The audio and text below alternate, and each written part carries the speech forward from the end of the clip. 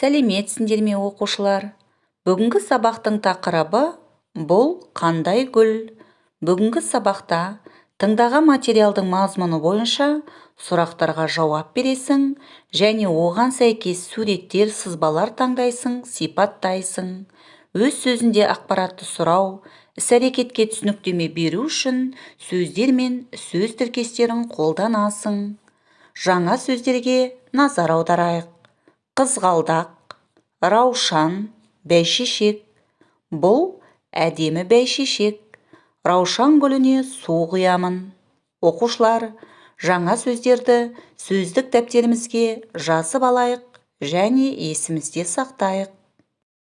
Тыңда, қайтала, оқы. Әлібек, бұл қандай гүл? Бұл раушан гүлі. Әнел, бәйшешек қандай гүл? Бәйшешек әдемі гүл. Кім гүлге су құяды? Саша гүлге су құяды.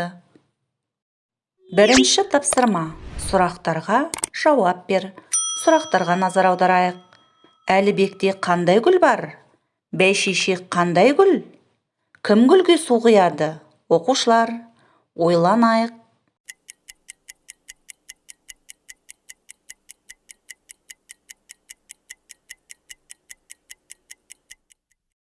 Сұрақтардың жауабын бірге тексерейік.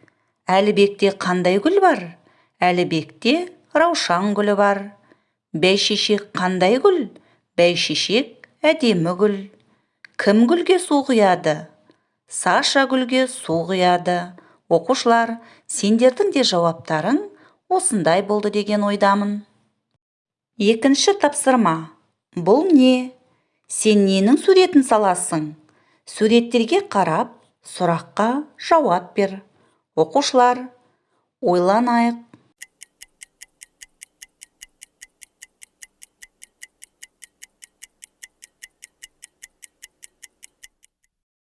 Суреттерге қарап, сұрақтарға қалай жауап бердіңдер?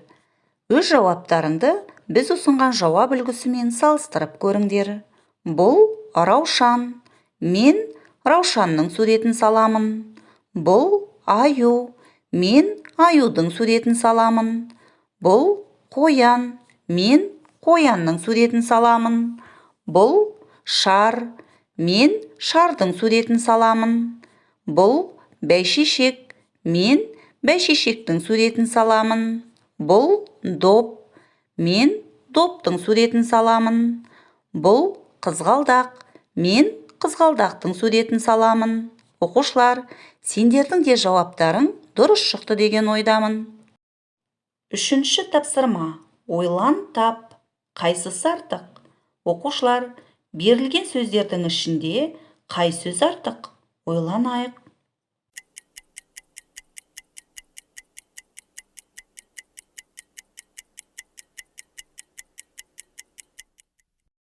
Тапсырманың жауабын бірге тексерейік.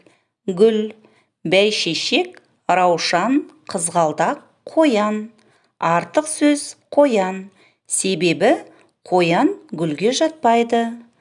Аң, аю, кірпі, кітап, түлкі. Артық сөз кітап. Себебі кітап аңға жатпайды. Құрал, жейде, қалам, қарындаш, дәптер. Артық сөз жейде. Себебі жейде құралға жатпайды. Оқушылар, сендердің де тапсырмаларың сәтті орындалды деп сенемін. Кел жаттығайық. Оқушылар, Диас Ғалымұлының өлеңін бірге оқып жаттығайық. Қырда шешек гүл ашып, жауқазындар жайқалды. Көк шалғынмен ұласып, самал желмен шайқалды. Сонымен оқушылар, бүгінгі сабақта не үйрендік? Тыңдаған материалдың мазмұны бойынша сұрақтарға жауап бердің және оған сәйкес суреттер, сызбалар таңдадың, сипаттадың. Өз сөзінде ақпаратты сұрау, іс-әрекетке түсініктеме беру үшін сөздер мен сөз тіркестерін қолдандың. Енді бүгінгі сабағымызға кері байланыс жасайық. Сендерге барлық тапсырма түсінікті болды деген ойдамын. Үйге тапсырма 85-ші беттегі Төртінші тапсырма. Қай әріп түсіп қалғанын тап. Оқушылар, сабақ аяқталды. Сау болыңдар.